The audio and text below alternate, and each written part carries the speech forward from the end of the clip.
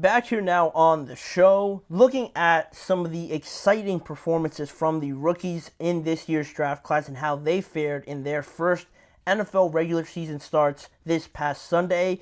We had three of the rookies start, right? Michael Penix is the backup to Kyle Pitts, JJ McCarthy is hurt, and Drake May is the backup to Jacoby Brissett. So we were looking at just Caleb Williams, Jayden Daniels, and Bo Nix, who all started for their respective teams. All of these guys are captains of their teams, if I'm not mistaken. I'm a little bit unsure about Jayden Daniels, but all of them named the starters, and they had their first looks. We got our first looks at them this past Sunday, and Caleb Williams' Bears were the only winners this past Sunday, but all three didn't necessarily play great.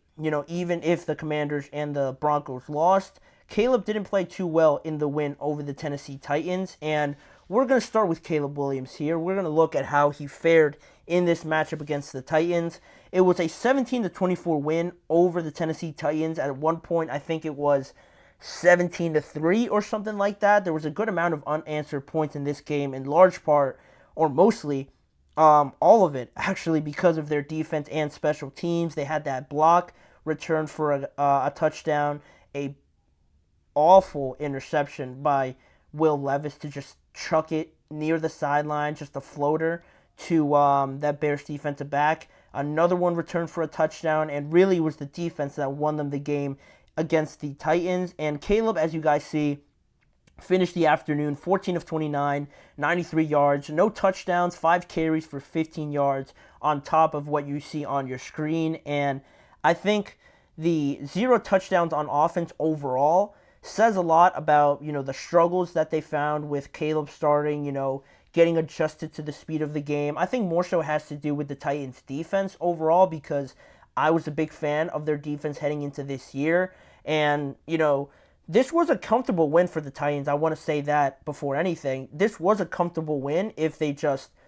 I didn't watch the game too much, but you could assume that if you're going to give up a lead like they did, there must have been some just bad play calling, some miscommunication on some things, not running it efficiently enough, and just getting in bad situations where they let the Bears come back into this game. And their defense, the Titans' defense, was one of the pieces of this team that I was really looking forward to, and their offense as well. Even though I had questions about Will Levis, they looked like they were getting off to a good start, but obviously those doubts came in at the end, and it didn't turn out well for their offense, even though their defense played very well.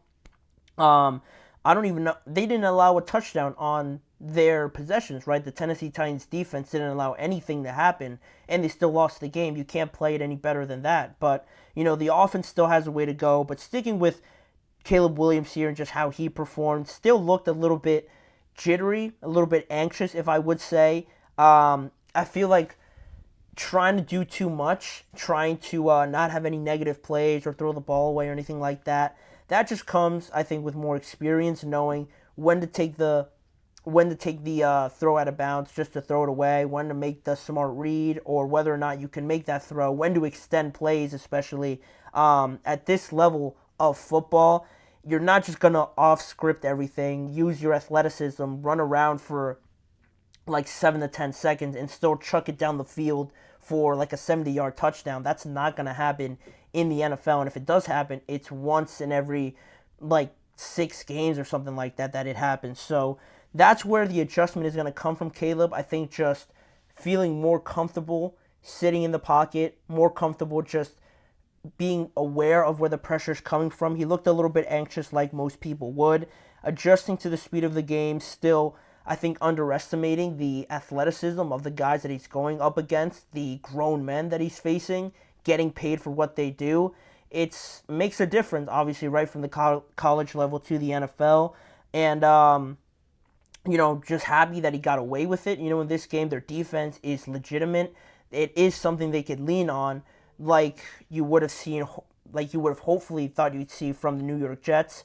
This is more accurately representative of what a good defense, could do for an offense that's still trying to figure everything out. So, that's great. But Caleb, I feel like this was a up and down start. He had some nice throws. He did make some nice plays. But overall, that he can play better. He said that he could play better. And you're lucky to escape this one with a win. And I'm just happy he really didn't try to force anything too much. Yeah, there were some plays where you're just like, like cringing a little bit or hoping that he doesn't make a mistake. But overall, he's just going to get better, learn from this, and I was pretty satisfied with what I saw. Then, looking at some of the other performances, we look at Bo Nix, against the Seattle Seahawks. A bit more to talk about here. A 20-26 loss in Seattle to the Seahawks. He finished 26-42 for 138 yards, 0 touchdowns. Passing, he had 1 touchdown rushing, 2 interceptions, 5 carries for 35 rushing yards, and that 1 touchdown, like I said. Like most of these quarterbacks, the other 2 that started in their first game on Sunday, just adjusting to the speed of it. I think in preseason we saw a very different looking Bo Nix, obviously, because it's not the same game in the preseason than it is in the regular season. He looked like he was very much up to speed, anticipating a lot of things, using his legs correctly, whereas now in the regular season, there's no playing around, there's no just getting work in for the sake of getting work in with no circumstances or consequences afterwards. This is the real thing, and you see a lot more times that Bo might have overestimated, his ability to run or make some of these throws. There was a lot of times where, the Seahawks defense, played very well and frustrated Bo a lot of the times, confused him with a lot of different looks. And that's a good and bad thing, right? You see, I can only imagine as a quarterback starting your first game, an overwhelming amount of different looks that you just didn't see in the preseason, right? For as much as you study it and game plan for it during the week, when you see it out there for the very first time as a rookie, it's very overwhelming, and I'm sure that also played a role in how Bo Nix played, leading to those 2 interceptions. Those are just, I think, getting used to the speed of the game, getting used to cornerbacks closing on wide receivers that much faster. I think it was that second interception, or whichever one it was, to Tariq Woolen. The way that Tariq Woolen closed on that ball, I think that's just something that Bo Nix has really never seen before at this level, at that speed. So that is a learning point to know that those tight window throws, you're either going to put it very extended to the sideline where, no one's going to get it, or just in that sweet spot where your wide receiver can get it and it's just out of the reach of the defensive back. But, that just comes with learning everything. They did lose in this game, unfortunately, right? It was on the road, so it could go a little bit easier for him next week at home. That all played into it, but not overly awful. He did have some good plays. That running touchdown was great to see from him. That's the kind of character and attitude you're going to get from him. So I did like seeing that, but again, it is just a case of learning and getting up to speed with everything. And then the last quarterback that we have here that did start is now Jayden Daniels against the Tampa Bay Buccaneers. Jayden Daniels also on the losing end, 20-37 down in Tampa. He finished the afternoon 17 of 24, 184 yards, no touchdowns and no interceptions, but he was the leading rusher on the Washington Commanders with 16 carries and 88 yards and 2 touchdowns as well, which I'm not a huge fan of it, and I think it just stems from the fact that, like we said, all offseason, they did a great job of rebuilding this roster, but the big hurdle in all of this is that they didn't get another weapon. They ended up trading one of their weapons in Jahan Dotson to the Eagles rather. So, outside of Terry McLaurin, Daimi Brown is there. You have Luke McCaffrey, but you have Zacchaeus as well. But it's not the level right now that you would love to have for Jayden Daniels, I believe. Terry McLaurin's great, but you need more guys like him to really help out Jayden Daniels. Debate of settling and running versus the receivers not just being open is a discussion that we're going to have, I think, continuously. You see some of the looks and whether he just decides to run it or decides to try to fit it into a tight window or not throw it at all because the receivers are just not getting open.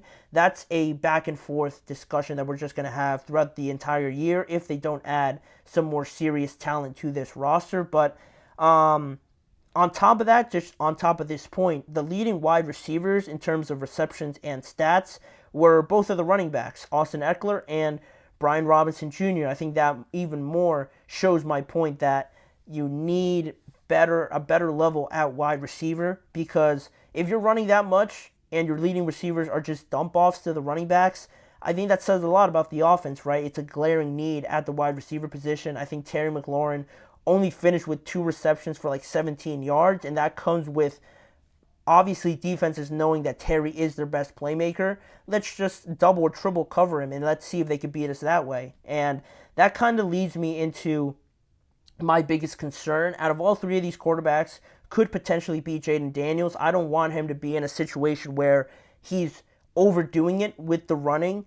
Dan Quinn said after the game that it's not their intention to have Jayden Daniels run that much. He's able to do it, but there does come a point to kind of defend Jayden Daniels with his running that you kind of get frustrated not being able to throw it to your receivers as much as you want to try to do it. You can't just force every throw and throw interceptions or anything like that. There does come a point where you're just trying to win, and if you feel like running the ball is the way to do it, you could do it for a game or two, but to do it consistently, I think that's more of a problem that the Commanders really have to solve.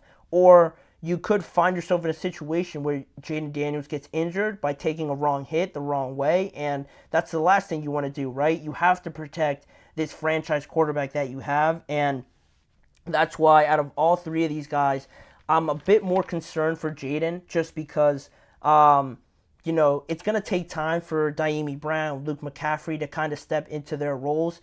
Even if they do at max capacity in this first year, I'm not sure it's going to be to the level where, they're consistently getting open, and that leads to Jayden Daniels running the ball a lot more. So that's why I'm more concerned with Jayden than any of these other quarterbacks in and after their week 1 performance. None of these guys played awful. You had some decent stat lines.